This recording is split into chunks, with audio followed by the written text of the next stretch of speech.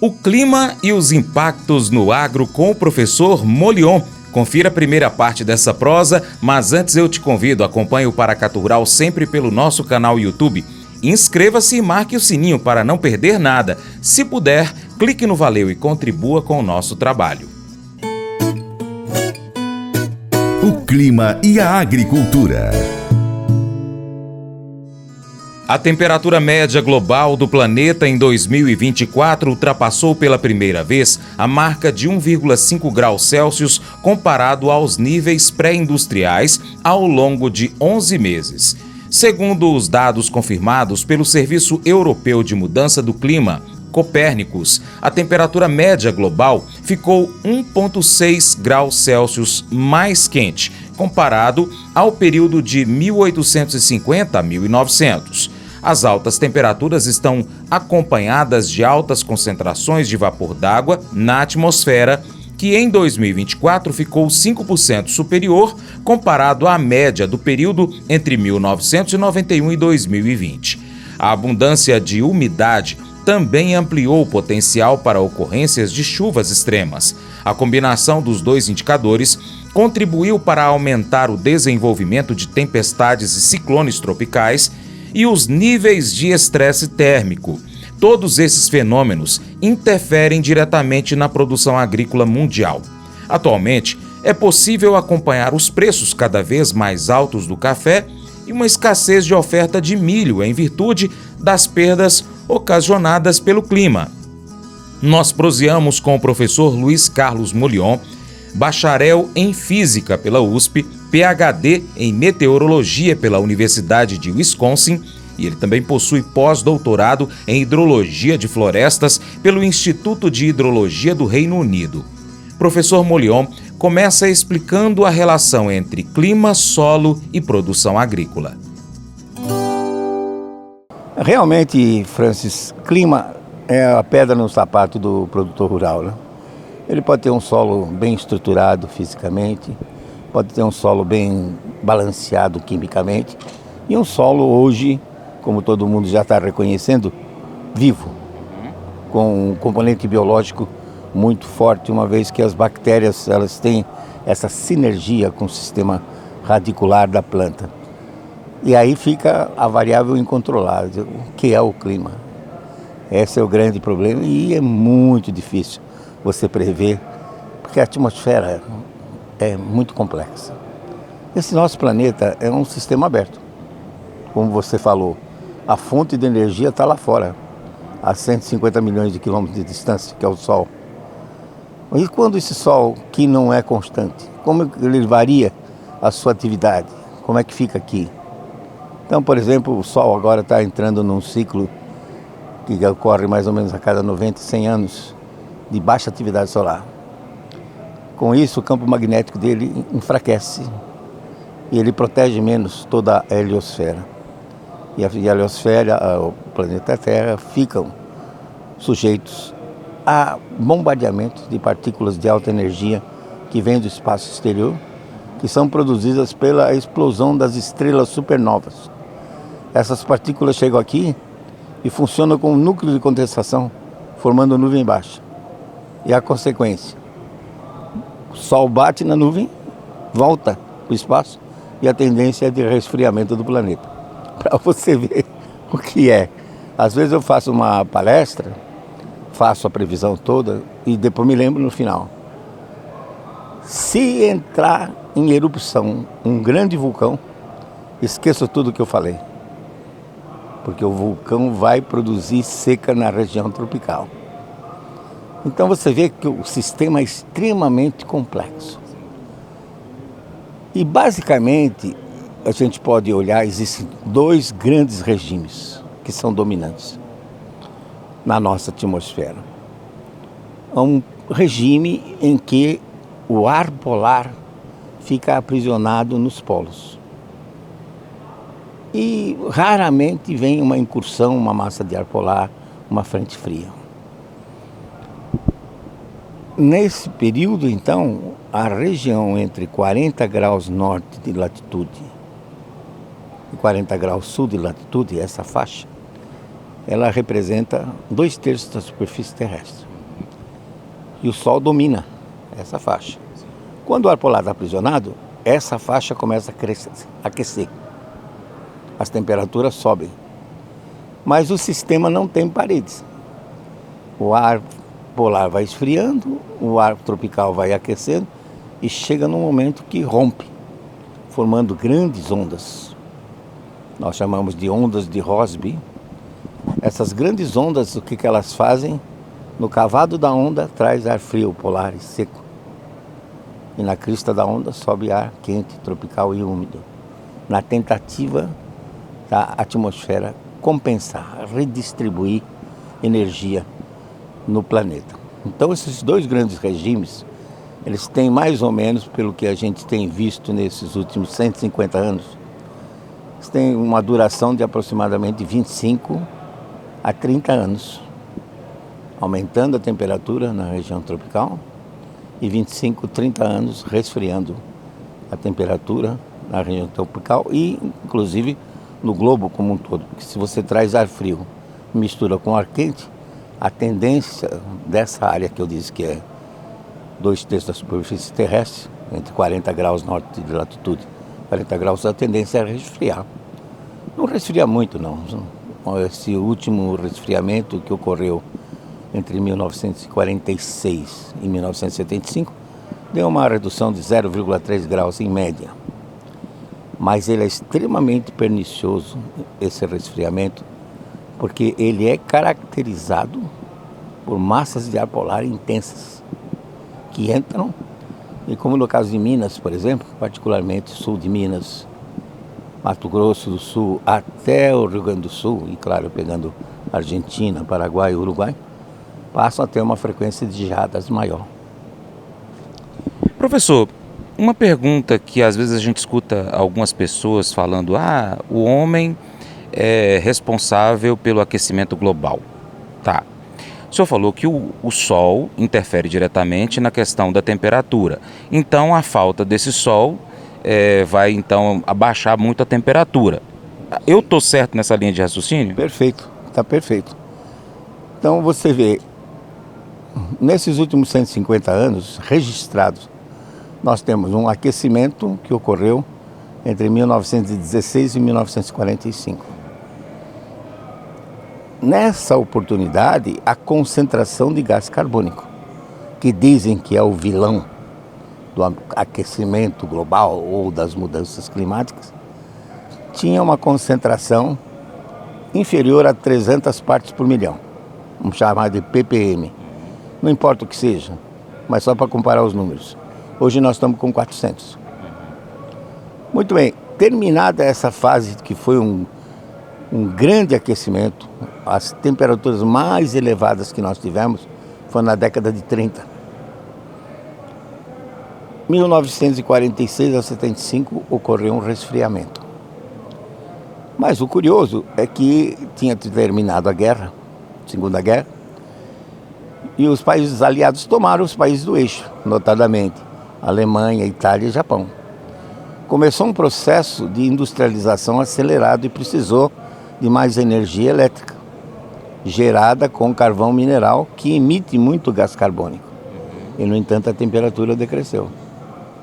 Então você vê claramente que eu não posso dizer que de 1916 a 45 a temperatura aumentou por conta do gás carbônico, que tinha pouco, e também não posso dizer que resfriou por conta do gás carbônico, porque se tinha mais, deveria ter aquecido, continuado o aquecimento. Em outras palavras, o sistema como um todo, ele não pode ser afetado por esses gases. Então eu escrevi resumi na realidade, um artigo recente, que depois posso passar para você e você passar para os seus ouvintes, onde eu mostro, é um artigo, tem que ser técnico, infelizmente, onde eu mostro que esses gases, como gás carbônico, o metano que sai do rumen dos animais, né, processo digestivo, e os óxidos de nitrogênio que saem, nitrogênio volatiliza quando se aplica compostos nitrogenados, como ureia, por exemplo, ele sai, combina-se com o oxigênio da atmosfera e cria óxidos de nitrogênio, que dizem que são gases que aumento a temperatura. Eu mostro que esses gases, eles absorvem de uma maneira seletiva. Eles não absorvem toda a região do espectro eletromagnético. Eles absorvem, por exemplo, a unidade que a gente usa de comprimento de onda é micron, que é uma milionésima parte do metro. O metano absorve em 7,4, o óxido de nitrogênio em 7,8, o gás carbônico em 15 microns. Só que toda essa faixa já é dominada por um outro gás, que é a água, na forma de gás, gasosa. O vapor d'água, a umidade do ar, ela pega essa banda todinha. Ora, vamos pegar o metano. Hoje a concentração de metano é 1,8 ppm. Aqui na região tropical, nós temos 40.000 ppm de umidade no ar. Então, quanto mais gás tem, mais absorve.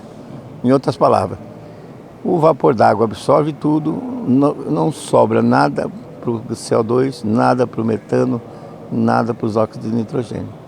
Portanto, esses gases não têm interferência nenhuma. Agora, então, por que toda essa história, né? Vamos ter a COP30 aí, 30 anos sem ter solução nenhuma. 30 anos esses caras se reúnem e não tem solução nenhuma. Por que isso?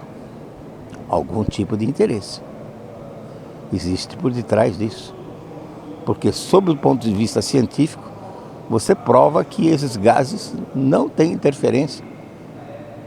No entanto, eles são fundamentais. Por exemplo, ao longo desses milhares de anos, já tivemos na nossa atmosfera, registrado isso em rochas, mais de 8.000 ppm de CO2. Chegou num período que eles chamam de carbonífero, em que baixou para 180. Uma planta C3, como o café, por exemplo, soja, como é que ela absorve gás carbônico? Pela diferença de pressão que está dentro da célula e a externa, na atmosfera. Então, se dentro da célula está 200 e aqui fora está 400, então a planta é obrigada a engolir CO2. Agora imagina, por alguma hipótese, que eu conseguisse baixar a concentração da atmosfera de 400 para 200. O que iria acontecer? Não iria mais existir diferença de pressão, a planta não ia mais absorver. Então uma planta C3 para de funcionar com 200 ppm. A C4 ela surgiu nesse período em que o CO2 estava baixo. Então ela tolera até 150. O metabolismo dela é diferente. E os experimentos que foram feitos em ambientes controlados, por exemplo, pega-se a mesma variedade, com os mesmos tratos culturais, submete a planta a 200 ppm, a 400 ppm, como nós temos hoje, a 800 ppm, a 1.600 de pressão de CO2. E pasme você, as plantas que têm mais CO2 se desenvolvem muito mais rapidamente, muito mais forte. Produção de massa, seca é maior, sementes, tudo. O que significa que se CO2 é alimento de planta, você dando comida, ela vai crescer mais. Como qualquer animal, qualquer ser humano. Se ele come mais, ele se desenvolve mais e produz mais, né? Então, por exemplo, é o que o pessoal faz em floricultura, Olambra. Eles trabalham com estufas com 1.400, 1.500 ppm de CO2. 3, 4 vezes mais do que tem na atmosfera. E as plantas se desenvolvem. E qualquer produtor pode fazer isso. O cara que tem viveiro de muda, ou café, ou que seja, citros, se ele colocar no viveiro dele 1.500, 1.600 ppm de CO2, ele vai ver que as mudas vão se desenvolver muito mais. Elas vão se reestruturar melhor e vão ter uma performance muito melhor em campo. Na realidade, a gente não sabe o que está por detrás disso, mas o fato é que esses gases não têm impacto que seja mensurável. É claro que, por exemplo, se uma molécula de CO2, gás carbônico, ela absorve um quantum de radiação infravermelha, ela vai vibrar, ela vai rodar, mas isso são movimentos mecânicos. E quando ela passa do estado de energético excitado, volta para o estado básico, na realidade ela o faz 10 mil vezes mais eficientemente com choques.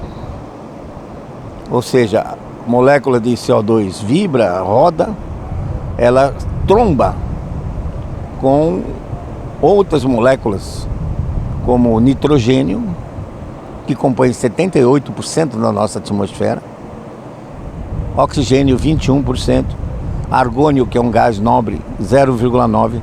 Esses três gases compõem 99,9% da nossa atmosfera. O CO2 vem lá com 0,04%, pequenininho.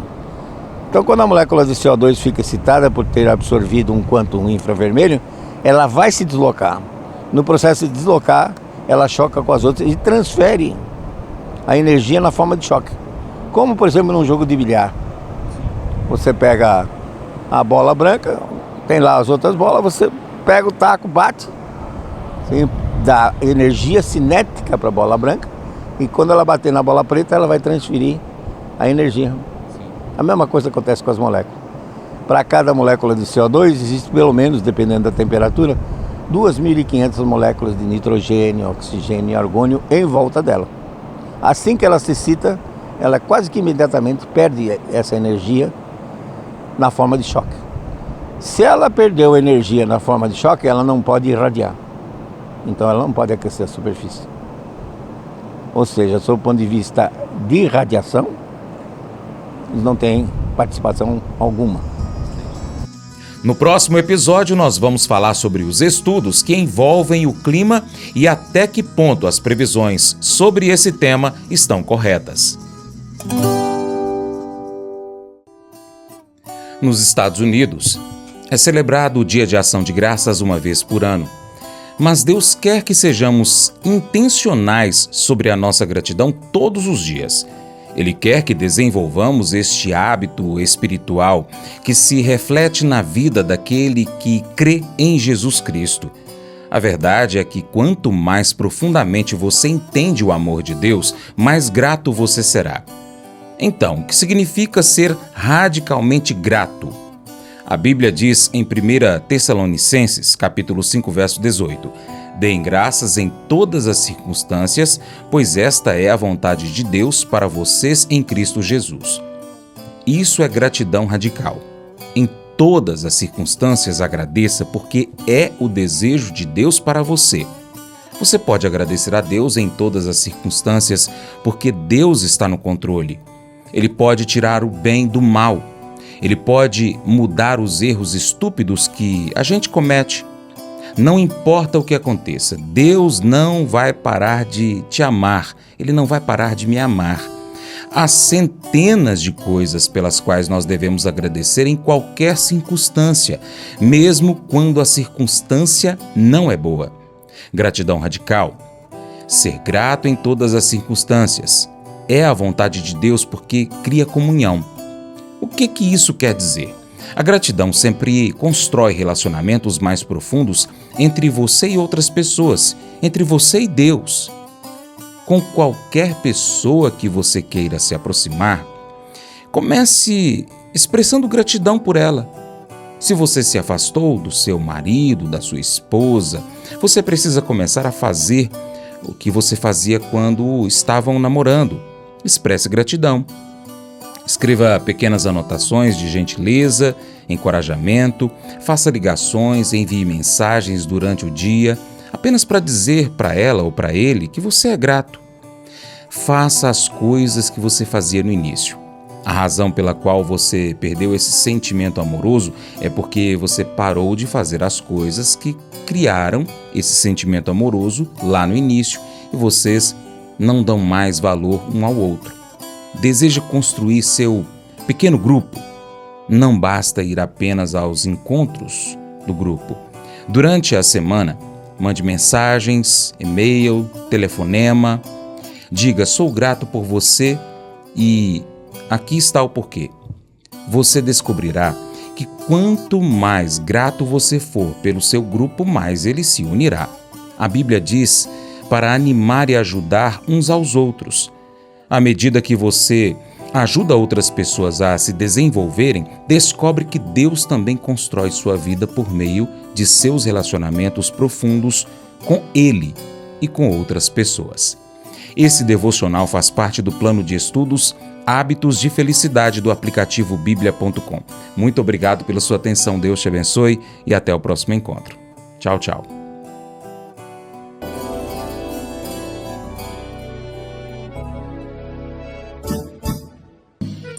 Acordo de manhã para prosear no mundo do campo, as notícias escutar. Vem com a gente em toda a região com o seu programa Paracatu Rural. Tem notícias, informação e o mais importante, sua participação. Programa Paracatu Rural. Programa Paracatu Rural.